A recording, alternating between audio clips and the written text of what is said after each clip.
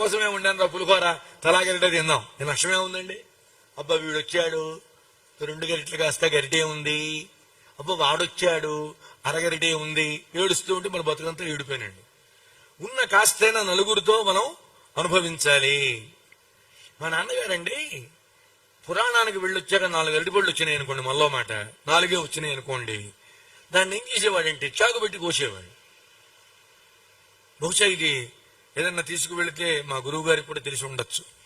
ఏదన్నా పట్టుకెళ్తే చేపట్టండా అని చెప్పి అందరికీ పెట్టేవాళ్ళండి. కొంచెమైనా సరే నువ్వు తెలుసు కదా నాన్న 2 పళ్ళు అంటే చా చా చా అనేవాళ్ళండి.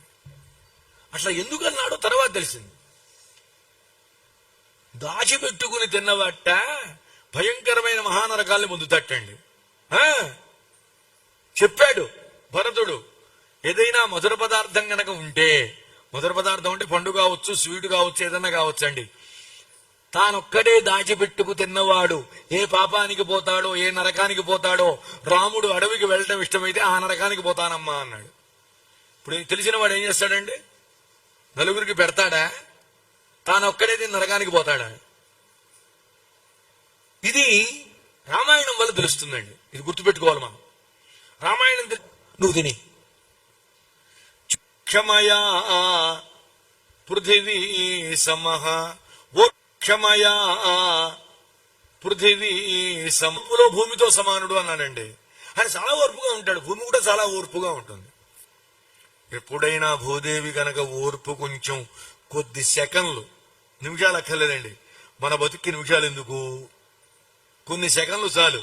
ఆ ఓర్పుని పక్కన పెట్టి నా మీద రకరకాల డాన్సులు చేస్తున్నారా మీరు, break dance, shake dance, folk dance, ఆ డాన్సు, ఈ డాన్సు అని చెప్పి తను కూడా జస్ట్ జర్క్ డాన్స్ చేసింది అనుకోండి, సెకండ్లు.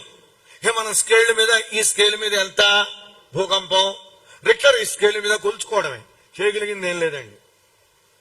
ముందు చెబుతారా భయపడి చస్తాం, చెప్పరా ఉండం, 2 సమస్యలు ఉన్నాయండి. అంటే ఓర్పు గలవాడు రామచంద్రుడు. ఆయన ఓర్పుగా ఉంటాడు ఉంటాడు ఉంటాడు ఉంటాడు ఉంటాడు.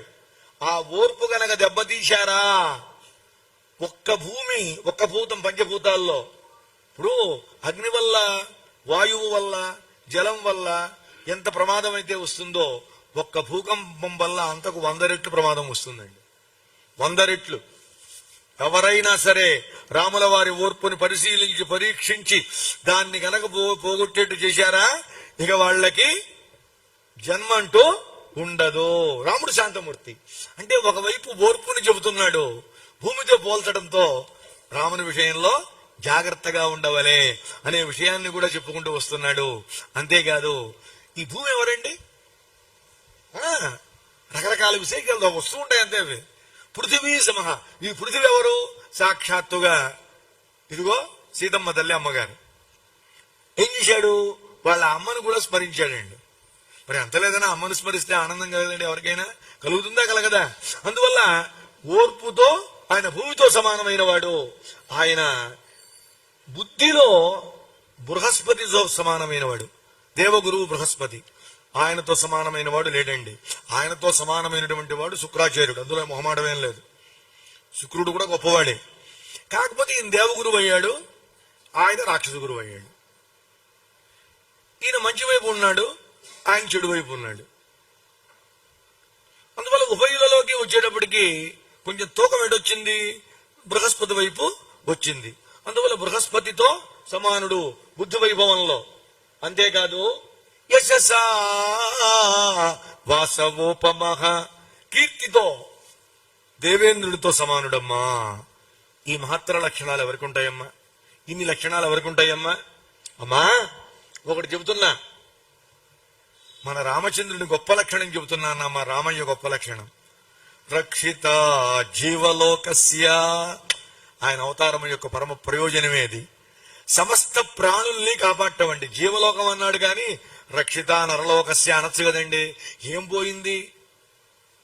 అనుష్టుప్ ఛందస్సులో 2 అక్షరాలేగా. రక్షిత నరలోకస్య, రక్షిత దేవలోకస్య, సురలోక అనొచ్చుగా. అండు వాల్మీకి ఒక అక్షరం కూడా వ్యర్థంగా వాడండి ఆ మహానుభావుడు. రక్షిత జీవలోకస్య. జీవులతో కూడింది ఈ లోకం అండి. మనం ఏమనుకుంటామంటే మనమే అనుకుంటాం, తప్పు. మొన్న వేదార్థ ప్రవచన సప్తాహంలో చెప్పారు, ద్విపాత్ పశువులు, 2 కాళ్ల జంతువులు ఉన్నాయండి పరమాత్మ సృష్టిలో. వాటిని పశువులనే అంటారు. ఆ 2 కాళ్ల జంతువులు ఎవరు? మనమే. మనము యానిమల్స్.